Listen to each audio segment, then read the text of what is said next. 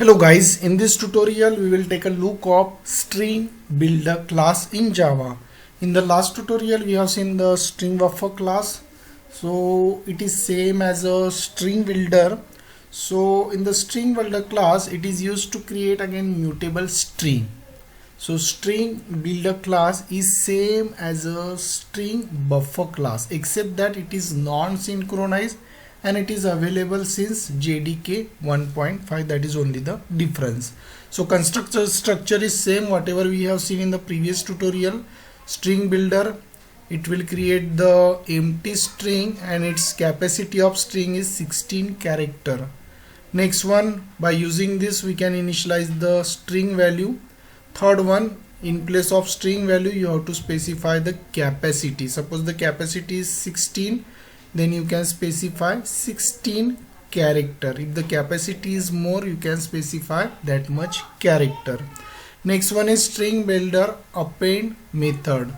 So append method means, as you saw, it concatenate the given argument with the string value. Suppose in a program you have StringBuilder class which is having hello value, you have to use append method. So at the end, by output statement you get the output hello plus Java. This is the example. Next one is insert method. So in the insert method, as usual, you have to use StringBuilder instead of StringBuffer with the initial value, then insert 1.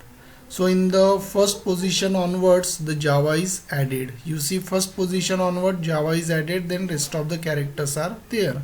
So insert means it will insert the value in specified position onwards. So this is the program number 2.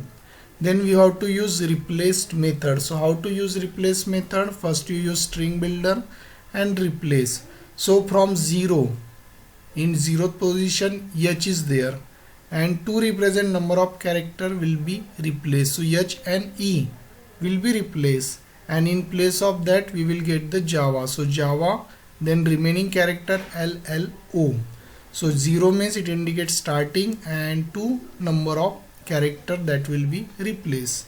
So in this way you can use replace method. Delete is one of the simplest method. So in the delete method again you have to specify position and number of character 2. So that HE will be removed from the program and you will get remaining LLO.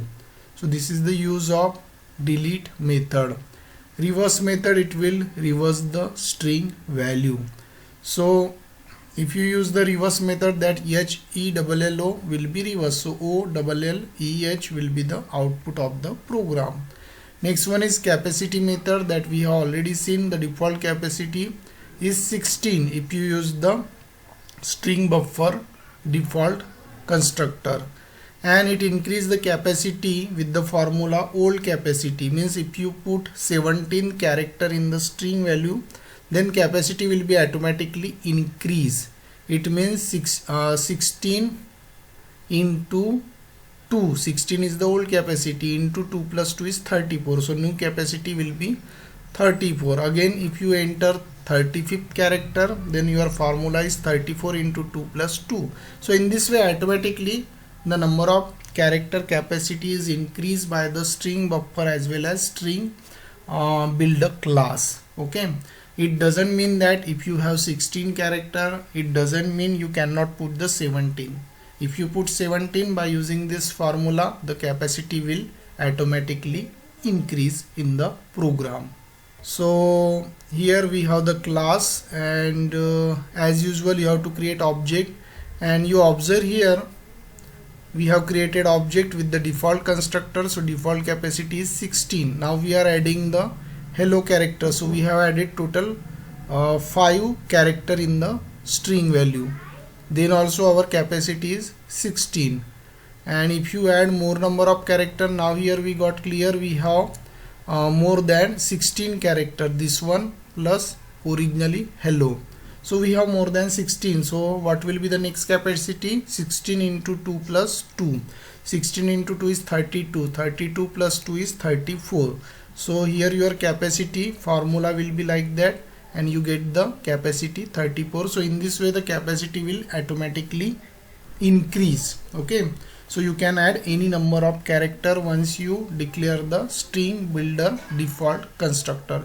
So I hope friend you understood this tutorial. Thanks for watching. Thank you.